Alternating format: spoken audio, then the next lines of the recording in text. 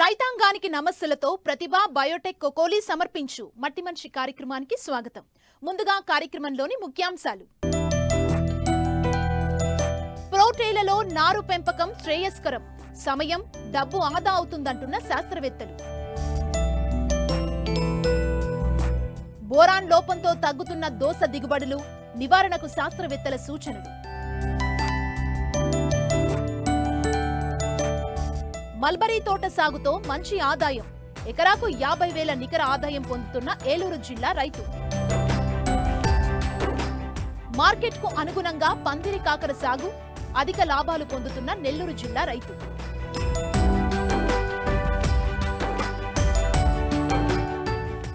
మారుతున్న కాలానికి అనుగుణంగా సాగు విధానంలో కూడా మార్పులొస్తున్నాయి. కానీ చాలా మంది రైతులు సాధారణ పద్ధతితోనే కూరగాయ నార్ల పెంపకం చేపడుతున్నారు. అయితే ప్రతికూల వాతావరణ పరిస్థితుల కారణంగా నారుమడుల్లో తెగుళ్ల తీవ్రత ఎక్కువై సరిపడా నారందిరాక తీవ్రంగా నష్టపోతున్నారు.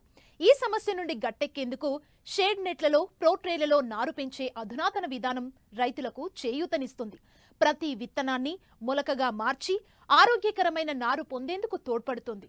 ప్రోట్రేలలో నారు పెంచే విధానం గురించి కరీంనగర్ జిల్లా జమ్మికుంట కృషి విజ్ఞాన కేంద్రం శాస్త్రవేత్త డాక్టర్ వేణుగోపాల్ ద్వారా తెలుసుకుందాం.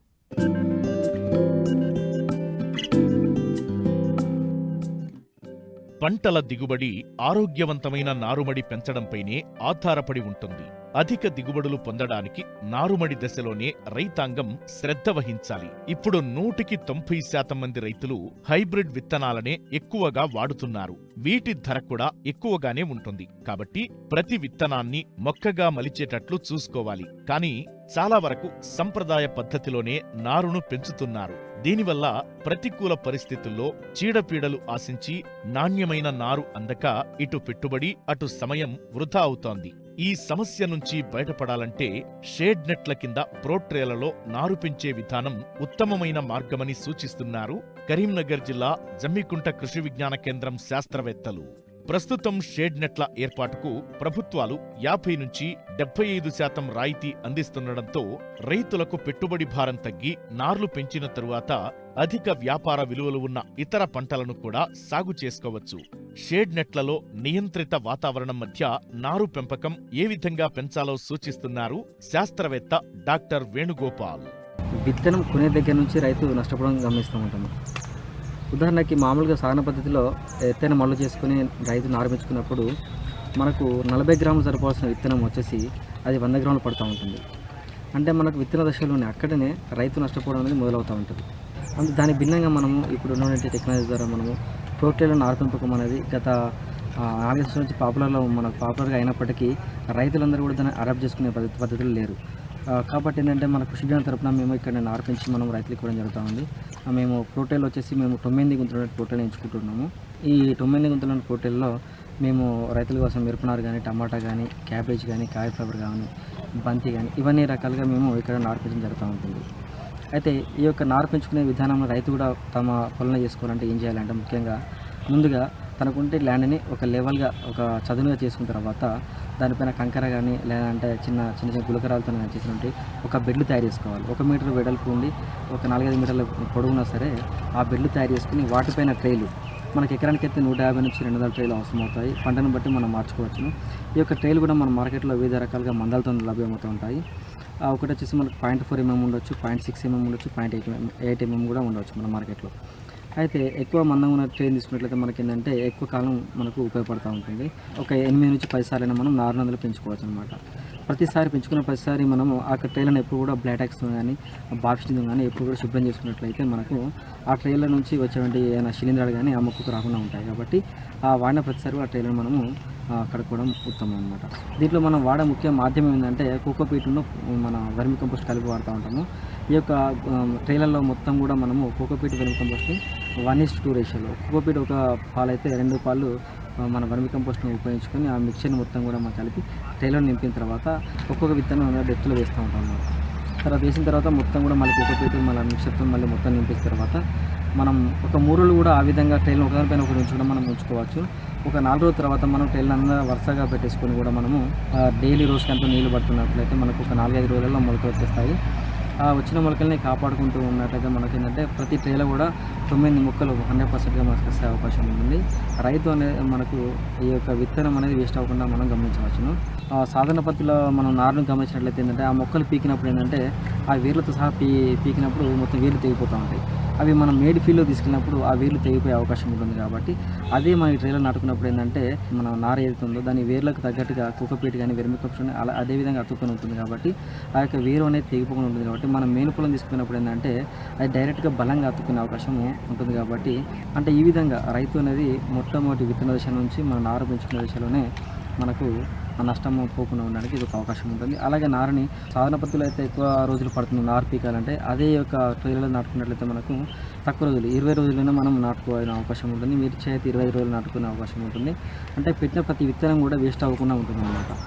ప్రోట్రేలలో పెంచడం ద్వారా మట్టితో సంబంధం ఉండదు కాబట్టి చీడపీడల బెడద తక్కువ, మందుల వినియోగం కూడా పెద్దగా ఉండదు. అక్కడక్కడ ఆకుముడత, లద్దె పురుగు కనబడితే శాస్త్రవేత్తల సూచనల మేరకు రసాయన మందులను పిచికారీ చేయాలి.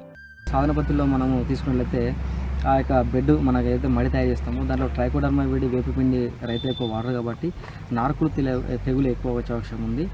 ఆ యొక్క నారుకులు తెగులు అనేది దీంట్లో తక్కువ వస్తుంది. ఎందుకంటే దీంట్లో మనం మట్టి వాడట్లేము, ఓన్లీ కోకోపీటును వెర్మి కంపోస్ట్ వాడుతున్నాం కాబట్టి ఆ యొక్క నారుకులు తెగులు అనేది రాదు. ఈ ట్రేలలో ఎప్పుడైనా నారుకులు నేను గమనించినట్లయితే మనము బ్లాటెక్స్ అనే మందు మనకు కాప్లెక్స్ క్లోరైడ్ రూపంలో మనకు దొరుకుతూ ఉంటుంది. ఈ యొక్క కాప్లెక్స్ క్లోరైడ్ వచ్చేసి లీటర్ నీటికి 3 గ్రాములు కలుపుకొని మనము ఆ ట్రే మొత్తం తడిచే విధంగా పిచికాల్సినట్లయితే ఈ యొక్క నారుకులు తెగులు అనేది ఎక్కువగా వ్యాపించకుండా ఉంటుంది. అలాగే మన యొక్క మొక్కల గ్రోత్కి ఎక్కువగా మనము 319 కానీ 320 కానీ మార్కెట్లో అందుబాటులో ఉన్నాయి మనకి ఎన్పికే రూపంలో. వాటిని కూడా మనము లీటర్కి 5 గ్రాములు అంటే పెరిగే మొక్క చిన్న మొక్కలు కాబట్టి లీటర్కి 5 గ్రాములు కలుపుకొని మనం పిచికాల్సినట్లయితే తొందరగా పెరిగే అవకాశం ఉంటుంది. ఈ యొక్క ముడత అనేది కొంచెం ముందుగా గమనించినట్లయితే మిరపలో కానీ ఏదైనా వంకాయలో కానీ గమనించినట్లయితే మనము బోరాన్ అనే మందుని 1 గ్రామ్ లీటర్ నీటి కలిపి పిచికేసినట్లయితే ఆ యొక్క ముడత అనేది కూడా తగ్గిపోయే అవకాశం ఎక్కువగా ఉంటుంది. కానీ మన పోటీలను ఆరంభిస్తున్నప్పుడు కూడా కొన్ని ప్రాబ్లమ్స్ మనకు ఫేస్ అవుతాము, మనం ఎదుర్కొంటూ ఉంటాము. దానిలో ముఖ్యంగా మనకు నల్లి ప్రాబ్లం ఉంటుంది, అలాగే త్రిప్స్ ప్రాబ్లం ఉంటుంది, అలాగే లద్దె పురుగు ప్రాబ్లం కూడా అప్పుడప్పుడు గమనిస్తూ ఉంటాము. దీనిలో భాగంగా మనకు ఆకుముడత కింది ముడత వచ్చినట్లయితే మనము మామూలుగా ఊమైట్ అనేది మనకు ప్రొపగేట్ మందు మనకు మార్కెట్లో దొరుకుతూ ఉంటుంది. అది 1 లీటర్ నీటికి 2 ml కలిపి మనము ఈ యొక్క నారు మీద స్ప్రే చేసినట్లయితే ఆ యొక్క కింది ముడత అనేది పోయే అవకాశం ఉంటుంది.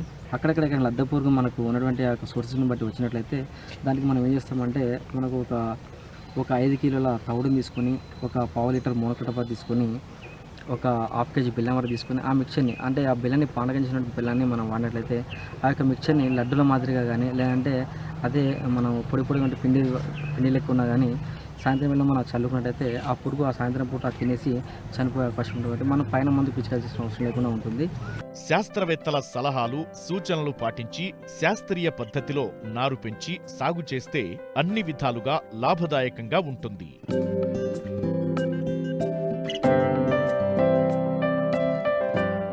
తెలుగు రాష్ట్రాల్లో కూరగాయ పంటలు విస్తారంగా సాగు చేస్తుంటారు. ముఖ్యంగా తీగజాతి పంటైన కూరదోస మంచి ప్రాచుర్యం పొందిన పంట.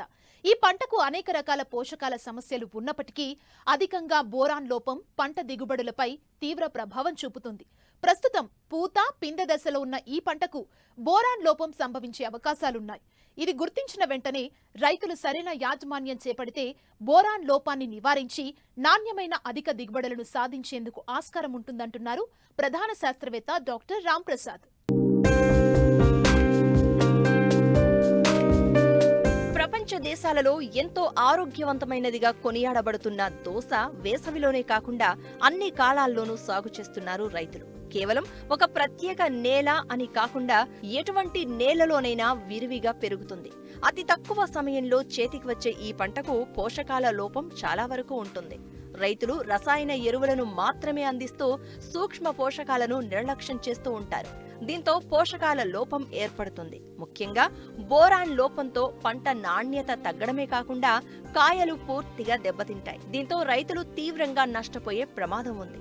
దోస మొలకెత్తిన తర్వాత తీగలు 4 నుండి 5 ఆకుల దశలో ఉన్నప్పుడు బోరాన్ లోపం ఎక్కువగా కనిపిస్తుంది. ఈ సమయంలోనే రైతులు జాగ్రత్త పడి నివారణ చర్యలు చేపట్టాలి అంటున్నారు ప్రధాన శాస్త్రవేత్త డాక్టర్ రాంప్రసాద్. పూత, పిందె దశల్లో ఈ బోరాన్ తీవ్రత అనేది ఎక్కువగా ఉండటం జరుగుతూ ఉంది. ఈ బోరాన్ లోప లక్షణాలు కనుక మనం గమనించినట్టయితే ఆకులు మందంగా మారటం మరియు కనుపుల మధ్య దూరం అనేది తగ్గిపోయి ఆకులు చిన్నవిగా కావటం, ఆకులు ముడుచుకుని ఉండటం, కొన్నిసార్లు ఆకులు పసుపు రంగుకి మారటం అనేది జరుగుతూ ఉంటుంది. అదేవిధంగా ఎదుగుతున్న లేత కొనలు కనుక చూసినట్టయితే తీవ్రత ఎక్కువగా ఉన్నప్పుడు లేత కొనలు ఎండటం అనేది జరుగుతూ ఉంటుంది. మనకి కాయలు పూత కనుక చూసుకున్నట్టయితే పూతల్లో కూడా ఆడ పువ్వులు తక్కువగా రావటం, మగ పువ్వులు ఎక్కువగా రావటం అనేది గమనించటం జరుగుతూ ఉంది. అప్పుడు దిగుబడులు అనేవి గణనీయంగా పడిపోయే అవకాశం అనేది ఉంది. అదేవిధంగా మనం కాయలు కనుక చూసుకున్నట్టయితే కాయ లోపలి భాగం అనేది లేత పసుపు రంగుకి ఉండటం, కాయల పైన ఏదైతే తొడుముందో తొక్క అనేది దళసరిగా మందంగా మారిపోవటం అనేది జరుగుతూ ఉంటుంది. అదేవిధంగా కాయల పైన అక్కడక్కడ చిన్న చిన్న బుడిపెలు రావటం అనేది జరుగుతూ ఉంటుంది. అదేవిధంగా కొన్నిసార్లు తీవ్రత ఎప్పుడైతే బోరాన్ తీవ్రత ఈ దోస లాంటి తీగజాతి పంటల్లో పుచ్చ, అదేవిధంగా మిగిలిన తీగజాతి పంటల్లో కనుక ఉధృతి ఎక్కువగా ఉంటుందో అప్పుడు కాయని నిలువుగా చాకుతో కోసిన విధంగా ఉండటం జరుగుతూ ఉంది. ఆ గింజలు కూడా చాలా తక్కువగా ఉండటం, అదేవిధంగా దిగుబడులు కూడా గణనీయంగా తగ్గిపోయే ఆస్కారం ఉంది. 2 గ్రాములు బోరాన్ని 1 లీటర్ నీటికి కలుపుకొని 10 రోజుల వ్యవధిలో 2 సార్లు పిచికారీ చేసుకున్నట్టయితే ఈ బోరాన్ లోపాన్ని సవరించుకోవచ్చు. అదేవిధంగా అవసరాన్ని బట్టి ఎకరానికి 10 కిలోల వరకు బోరాక్స్ను దుక్కిలో వేసుకోవాల్సినటువంటి అవసరం ఉంది. మగ పువ్వులు తగ్గి ఆడ పువ్వులు పెరగటం, అదేవిధంగా ఎటువంటి లోపలక్షణాలు లేకుండా ఆశించిన మేర దిగుబడులు సాధించేందుకు ఆస్కారం ఉంది.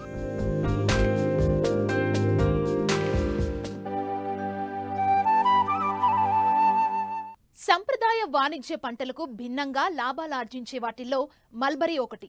మల్బరీ తోటను సాగు చేసి పట్టుపురుగుల పెంపకం ద్వారా అధిక ఆదాయం పొందే అవకాశం ఉంది. అయితే పట్టుగుడ్లకు సరైన ధర రాకపోవడంతో ఏలూరు జిల్లాకు చెందిన కొందరు రైతులు కేవలం మల్బరీ తోటలనే సాగు చేస్తున్నారు. వచ్చిన ఆకు దిగుబడిని ప్రైవేటు కంపెనీకి అమ్ముతూ మంచి లాభాలను పొందుతున్నారు.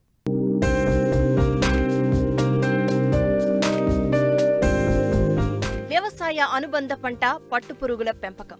పట్టుపురుగులను పెంచాలంటే తప్పకుండా మల్బరీ తోటలను వేసుకోవాలి. ఈ మల్బరీ ఆకులనే పురుగులు తిని పట్టుదారాన్ని ఇస్తూ ఉంటుంది. అయితే గతంలో లాభసాటిగా ఉన్న పట్టుపురుగుల పెంపకం మార్కెట్ ఒడిదుడుకుల కారణంగా కొంత లాభాలు తగ్గాయి. దీంతో ఇప్పటికే మల్బరీ ఆకు తోటలను సాగు చేస్తున్న రైతులు పురుగుల పెంపకాన్ని వదిలేసి కేవలం మల్బరీ తోటలనే పెంచుతున్నారు. వచ్చిన ఆకు దిగుబడిని ప్రైవేట్ కంపెనీలకు టన్నుల కొద్దీ అమ్ముతూ మంచి లాభాలను గడిస్తున్నారు. ఒకసారి నాటిన మొక్కల నుండి తక్కువ శ్రమ, తక్కువ పెట్టుబడితో ఏళ్ల తరబడి దిగుబడి పొందుతున్నామని ఏలూరు జిల్లా దెందులూరు మండలం రామారావుగూడెం గ్రామ రైతులు చెప్తున్నారు. మేము ఇదివరకు పూర్వం నుంచి వేసేదానండి, 20 సంవత్సరాల క్రితం నుంచి వేసాం. మల్బరీ పంట లాభదాయకంగానే ఉంటుందని వేస్తున్నామండి. ఇది పట్టు పరిశ్రమకి సంబంధించిందండి. గవర్నమెంట్ సబ్సిడీలు ఇస్తుంది, షెడ్లు వేసుకోవడానికి ఇస్తుంది, మొక్క పెంచుకోవడానికి ఇస్తుంది. పిల్లలు చేసి మనకి ఇచ్చిన తర్వాత మనం దాంట్లో పెంచుకుని అవి గూళ్ళు పట్టుకెళ్తే మార్కెటింగ్ చేసుకునేవాళ్ళం. అయితే ఇప్పుడు కొంచెం లాభదాయకంగా తగ్గిందని ఈ రొట్టనే మన కంపెనీ వేరే కంపెనీలు కొంటుంటే టన్ను 11,000 రేట్ని వాళ్ళకి అమ్మేస్తున్నామండి ఇప్పుడు ప్రస్తుతానికైతే. నేను ఇప్పుడైతే 1 ఎకరమే చేస్తున్నాను. ఇదివరకు లోకడైతే 3 ఎకరాలు చేసేవాళ్ళం. ఇప్పుడు 1 ఎకరమే సాగు చేస్తున్నాము. ఎకరానికి 5 నుంచి 6 టన్నులు 7 టన్నులు అలా మినిమం అలా బాగా పెరిగిందని బట్టి అవుతుందండి. ఇదండి మొక్క అనేది నర్సరీ ఉందండి, విజయరాయిలో ఉంది. వాళ్ళు మనకి ఇస్తారు, లేదా మనమైనా నర్సరీ పెట్టుకోవచ్చు. ఆ నర్సరీ పెట్టుకుంటే మనం మొక్కను నాటుకుని కలుపు పట్టుకొని చూసుకుంటే 80 రోజుల నుంచి 90 రోజుల్లో కటింగ్ వద్దండి. ఫస్ట్ కటింగ్ తర్వాత అక్కడ నుంచి ఎన్ని సంవత్సరాలైనా కట్ చేసుకుంటూ ఉండొచ్చండి. మొద్దు పెరిగినప్పుడు కింద కట్ చేసి మళ్ళీ పెంచుకుంటూ ఉండొచ్చండి. ఫస్ట్ సారి పెట్టినప్పుడే మనకు డబ్బులు అవుతుంది. అక్కడ నుంచి ఎకరానికి 5-6 కట్టలు తీసుకుంటుంది. మనకు 6 కట్టలు 7 కట్టలతో వచ్చేద్దండి. మనం ఎంత క్వాలిటీ మన బలం ఎంత బాగా అయితే అంత రొట్ట అవుతుంది. తక్కువగా అయితే పీసుగా ఉంటుంది అనమాట రొట్ట. పంటకి వేస్తామండి. సంవత్సరానికి ఒకసారి మనం పశువులు ఎరువు తోలుతాం. తర్వాత ఇక అప్పుడు కాంప్లెక్స్ అవి వేస్తాం. ఊరియా గట్ట వేయకుండా ఆ మందులు వేసుకుంటామండి.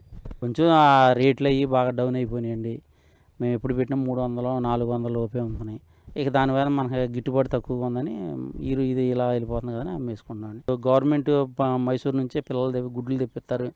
వాళ్ళు బాక్స్లో పెట్టి పిల్లలు చేపిస్తారు. 2 మోల్ట్లకి వెళ్ళేదాకా పెంచి ఇస్తారు. మోల్ట్కి వెళ్ళి వచ్చిన తర్వాత గుడ్లకి 1000, వాళ్ళు 1000-2000 తీసుకుంటారు 100 గుడ్లకి. తర్వాత మనం పెంచుకునే దాన్ని బట్టి మొత్తం 21 రోజుకి మనకు చేతికి వచ్చేద్దండి గుడ్డు. అన్ని క్లైమేట్ అంతా బాగుంటాయి. అప్పుడు మనం మార్కెట్ పుచ్చుకెళ్తే మార్కెట్ కొంచెం డౌన్గా ఉంటుందని ఇప్పుడు ప్రస్తుతానికైతే మానేసామండి. సొంతంగా చేసుకుంటామండి. అది తక్కువ వ్యవసాయం మీద. కూలీలతో అయితే తక్కువ మిగులుద్ది. మనం సొంతంగా చేసుకోమంటే మిగులుద్దండి. వేరే కంపెనీ వాళ్ళు కొనుక్కుంటున్నారండి. వాళ్ళు శాంపుల్ తీసుకొని క్వాలిఫై అయితే వాళ్ళు రొట్టా వాళ్ళకి దీంట్లో ఉన్న రసం పనిచేసేలా ఉంటే నరుక్కెళ్తున్నారు. పనికి రాకపోతే తీసుకెళ్తలేదండి. వాళ్ళు టన్ను 11,000 ఇస్తున్నారు. 100 రూపాయి కిరాయి 10,000 మనకి ఇస్తారండి. వాళ్ళు వచ్చి చూసుకుని నచ్చితే కొనుక్కుంటున్నారు, లేకపోతే లేదండి. ఇలా ఉన్నారండి. ఒక 20 మంది దగ్గర ఉన్నారండి. కొంతమంది వెళ్తున్నాయి, కొంతమంది వెళ్తలేదు. వాళ్ళు నచ్చితే పట్టుకుపోతున్నారండి. అంటే క్వాలిటీ ఉండాలండి. రొట్టెలు వాళ్ళ క్వాలిటీ ఉంటే తీసుకెళ్తారు. అది క్వాలిటీ లేకపోతే తీసుకోరండి. అది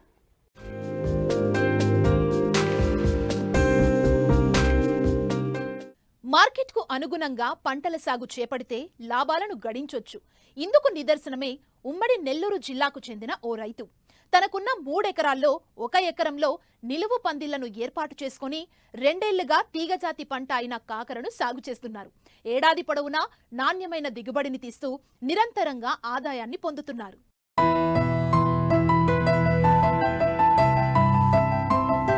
కాకర అనగానే అందరికీ చేదు గుర్తుకొస్తుంది. కానీ పందిరి జాతి కూరగాయల్లో కాకరకు విశిష్టమైన స్థానం ఉంది. అధిక దిగుబడినిచ్చే సంకర జాతి రకాలు స్థిరమైన మార్కెట్ అందుబాటులో ఉండటం వల్ల కాకర సాగు ఎంతో లాభదాయకంగా ఉంది. అందుకే ఉమ్మడి నెల్లూరు జిల్లా దొరవారిసత్రం మండలం కల్లూరు కండ్రిగ గ్రామానికి చెందిన రైతు మస్తాన్ కాకరను సాగు చేస్తూ మంచి లాభాలను గడిస్తున్నారు. ఇదిగో ఇక్కడ కనిపిస్తున్న ఈ కాకర తోటను చూడండి. పందిరి విధానంలో కాకుండా నిలువు పందిరిపై సాగు చేస్తున్నారు రైతు మస్తాన్. కూలీల సమస్య ఉండటంతో పెట్టుబడి ఎక్కువైనా డ్రిప్ మల్చింగ్ విధానంలో సాగు చేస్తున్నారు. సాగునీటితో పాటు సూక్ష్మ పోషకాలను డ్రిప్ ద్వారా అందించడంతో మొక్కలు ఆరోగ్యంగా పెరిగి నాణ్యమైన అధిక దిగుబడి వస్తోంది. నిలువు పందిరి విధానంలో సాగు చేయడం వల్ల పంట కోత కూడా సులభంగా ఉంది. వచ్చిన దిగుబడిని తమిళనాడు, బెంగళూరు, హైదరాబాద్ నగరాలకు తరలిస్తూ మంచి లాభాలను ఆర్జిస్తున్నారు. వేరుశనగ, మిరప అంతా పెట్టి కొద్దిగా అడ్డుగా ఉండింది. నూతనంగా ప్రయోగం చేసి చేద్దామని ఈ కాకరకు వచ్చాను. కాలువలకు 2 సంవత్సరాలుగా కాకరగా సాగు చేశాను.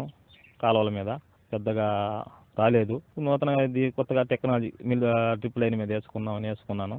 ఇదైతే బాగానే ఉంది. ఫలితాలు అయితే దీంట్లో అయితే బాగానే ఆదాయం వస్తుంది. యూట్యూబ్లో చూసుకుంటా ఇది ఇటు చేస్తాం ఇటు చేస్తే లాస్ అవుతుంది కదా, ఇటు చేస్తే ఇంకేదన్నా ఇంప్రూవ్మెంట్ అవుతుంది చూసి చేద్దామని పందిళ్ళు, ఈ మల్చింగ్ సీటు, డ్రిప్ లైన్ వేసుకుని చేస్తున్నాను. అయితే వస్తాయి, పురుగు వస్తుంది, ఫంగసైడ్ వస్తుంది, ముడత వస్తుంది. పురుగుకి ఏదైనా ప్లీ ద్వారా బెంజైట్ అయ్యేది వాడుకుంటాం. ముడతకి రీజెంట్ అలాంటివి వాడుకుంటాం. ఫంగసైడ్కి ఏదంటే రెడీమేడ్ గోల్డ్, ఇండెక్స్, సెల్తిమో, నెసోడియం. ఫంగసైడ్కి అయితే ఈ క్రాప్ అయితే ఫంగసైడ్కి ఎక్కువ వాడుకోవాల్సి వస్తుంది. అవి వాడుకుంటూ ఉంటాం. గ్రోత్కి ఏదన్నా బెంజైట్, 1919 ఇలాంటివి వాడుకుంటూ వస్తూ ఉంటాము. మామూలుగా డ్రిప్ లైన్ మీద అయితే గ్రోత్కి అయితే డ్రిప్ లైన్ మీదనే సప్లై ఇచ్చేస్తాము. పైన ఏదైనా కొట్టుకోవాలంటే 1919, దంజం గోల్డ్, ఇంకా చాలా రకాలు వస్తూ ఉంటాయి. మొత్తం మీద అయితే నేను డ్రిప్ లైన్ మీద ఇస్తాను. బోరాన్ కానీ ఇలాంటివన్నీ గ్రోత్కి అయితే. పైన పెద్దగా కొట్టే అవకాశం అయితే తీసుకోను. ఒక 15 రోజులు గట్ట పిచికారీ చేస్తూ ఉంటాం. గ్రోత్కి కానీ పురుగుకి కానీ. పురుగు అయితే 1 నెల అవుతుంది. పురుగుకి ఒకసారి కొడితే మళ్ళీ 1 నెల రోజులు కొట్టాల్సిన అవసరం రాదు. ఫంగసైడ్కి అయితే 10 రోజులకు ఒకసారి ఫంగసైడ్కి అయితే కొట్టాల్సి వస్తుంది. దిగుబడి అయితే ఈ డ్రిప్ లైన్ మీద అయితే దిగుబడి బాగానే ఉంది. 80 బస్తాల దాకా దిగుబడి వస్తుంది. ఎక్కడ అంటే ప్రస్తుతం కోయంబేడు, బెంగళూరు, హైదరాబాద్ అయితే మొన్న టచ్ చేసాము. బెంగళూరు అయితే ఇంతకుముందు పంపిస్తానే ఉన్నాను. కోయంబేడు, బెంగళూరు అయితే 2 సంవత్సరాలు పంపించాము. కొత్తగా అయితే ఇప్పుడు హైదరాబాద్ పంపిస్తున్నాం. 40 రూపాయలు హైదరాబాద్ వేశాడు. బెంగళూరు అయితే ఇక్కడే రేట్ ఫిక్స్ చేసుకొని ఇక్కడే మనకు అమౌంట్ కట్టేసి కాటా పెట్టుకుని ఎత్తుకొని వెళ్తాడు. ఎకరాకి ఖచ్చితంగా అయితే 1 లక్ష రూపాయలు ఖర్చు అవుతుంది. 1 లక్ష రూపాయలు మనం తీయాలంటే ఒక 4 కటింగ్లు, 3 కటింగ్ రేటు బాగుంటే 3 కటింగ్లకంతా మనకు మనం పెట్టిన పెట్టుబడి మనకు ఖచ్చితంగా అయితే వచ్చేస్తుంది.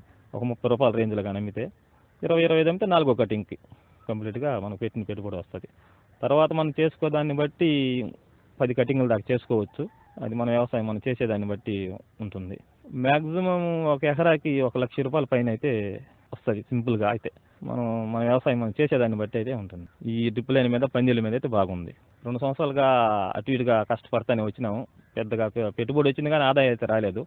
ఈ సంవత్సరం అయితే కొద్దిగా బాగానే వచ్చింది. వాటి మీద అయితే కష్టం అయితే ఇప్పుడు సమయానికి మనకు లేబర్ చెక్కక అని ఈ టెక్నాలజీ ఉపయోగించుకున్నాము. డ్రిప్ లైన్ మీద దీనికి నీళ్ళు కట్టే పని లేదు, మందులు వేసే పని లేదు.